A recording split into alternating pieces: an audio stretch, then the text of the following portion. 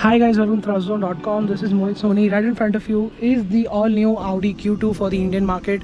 Well, this is not the facelifted version that was unveiled a couple of months ago in the international market. What we're getting here is a version before that, and what we can say, everything is pretty much similar to the new car, but there are certain elements that are different on that one. But now let's focus on the brand new Audi Q2, which is after all a brand new product for the Indian market. And as you can see, there is the usual lights charade here going on. LED lights, LED DRL. It's a massive big projector over there for the LED lights. Got front parking sensors. A blackened out grille looks very impressive. And again, a look at the lights from this angle. This is the side profile. Well, it is part SUV, part crossover. In the way it looks, obviously it looks very distinctive. That's the highlight.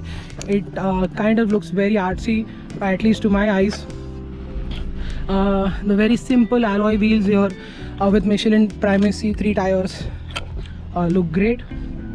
That's the rear profile of the car. Again, very crossover-ish.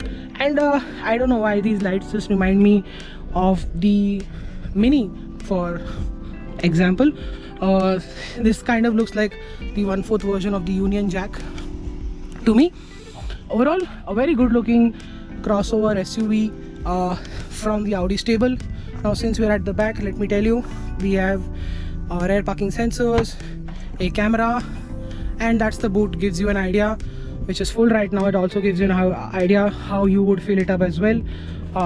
You've got a light here, nets here, and some storage space here as well.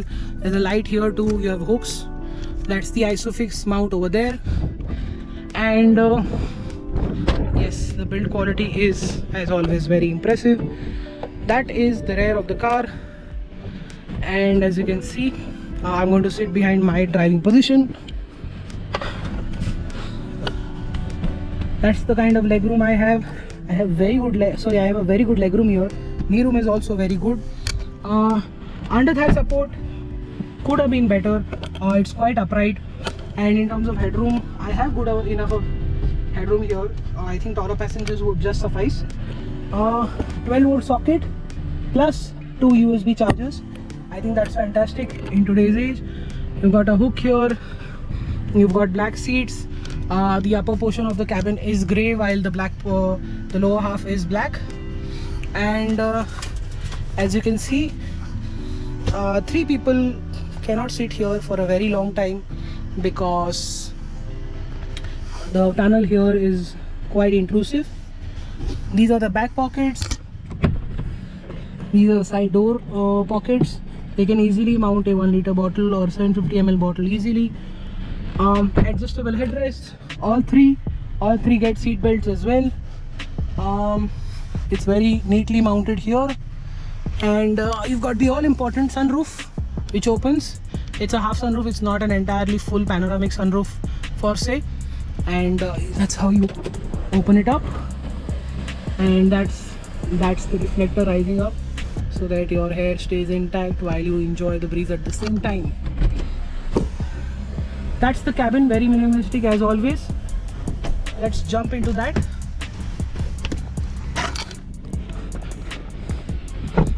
And here we go. What you can see here are the usual switches for the mirror, the lock, the windows. All are one up, touch and down. You usually get a boot release opener here, which is not here. The seats are not powered.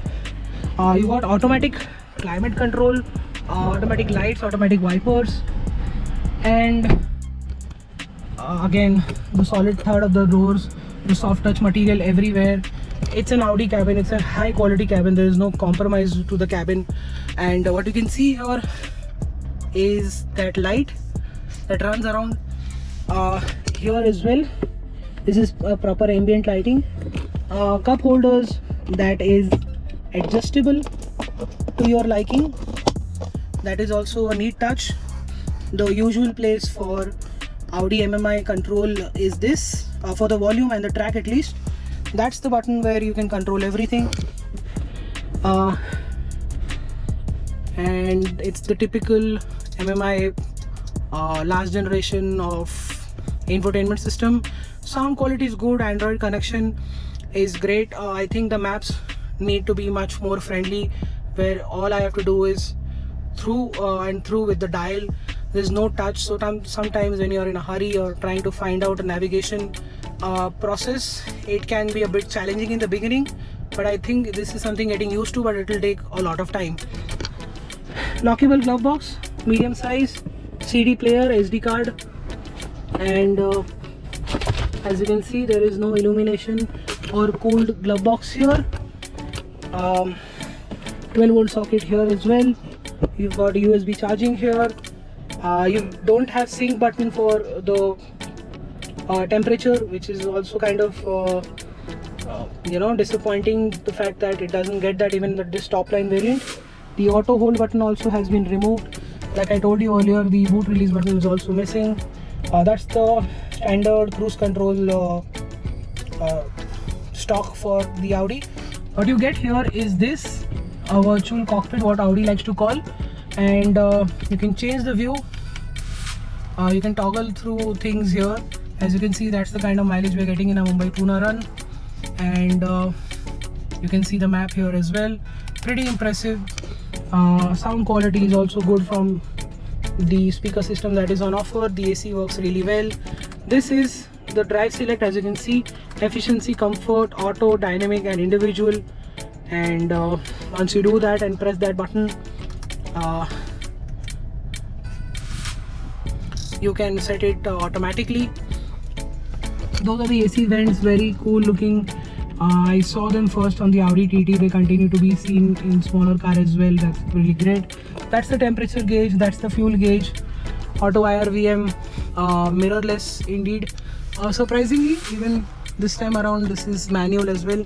There are certain features taken away from this car, even in the top line spec. Like I said, there is no power seats even for the driver side, and but what you're getting here is parking sensors, front and rear, traction control, and this is how you switch off the screen here.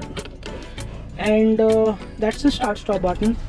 You can control all of navigation, map, telephone, media from here itself, and these are the buttons to do more things, along with this dial here, which is illuminated, as you can see. That's the kind of space you have here. You have a wireless charger along with 2 aux ports. So this is still a very modern car. You're getting a lot of charging points with this. We've been charging a lot of things while on our way to Pune here, and yeah, good space, good quality. Everything feels nice to touch and feel.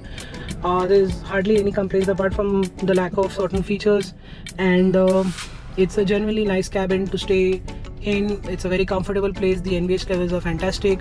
The road and wind noise is well kept and in check. And now let's discuss the driving part. So we've been driving the Audi Q2 for an entire day. We went to Pune from Bombay and came back, and we almost ended up putting 400 kilometers on it. What do we feel? How does the Audi Q2 drive? Well, in one word, if I were to summarize this, it would be quite brilliant, because the 2-liter 4-cylinder motor makes 190 bhp of power and 320 Nm of torque. It comes mated to a 7-speed DSG gearbox. We've seen this engine gearbox combination in other VW group cars, and it impresses here even more. It's got quattro as well, so that makes things even more impressive. And what it also gets is 4-link suspension with a progressive steering. That also helps it quite a bit. I'll explain in a bit. And let's begin with the engine. The engine is very smooth, very refined throughout the rev range. It makes a good amount of low end power, but the mid-range torque and the top end rush is an absolute amazing. This car can do 120-140 kilometers hour in absolutely no time. Well, you'll just realize, babe, that you're doing 100, but you're not. You're probably doing 120-140. The engine is that relaxed because it has 7-speed gear. It has a 7-speed gearbox, so even if you're doing 120-130, it's just around 2000 rpm, which means the engine is almost dead silent inside the cabin.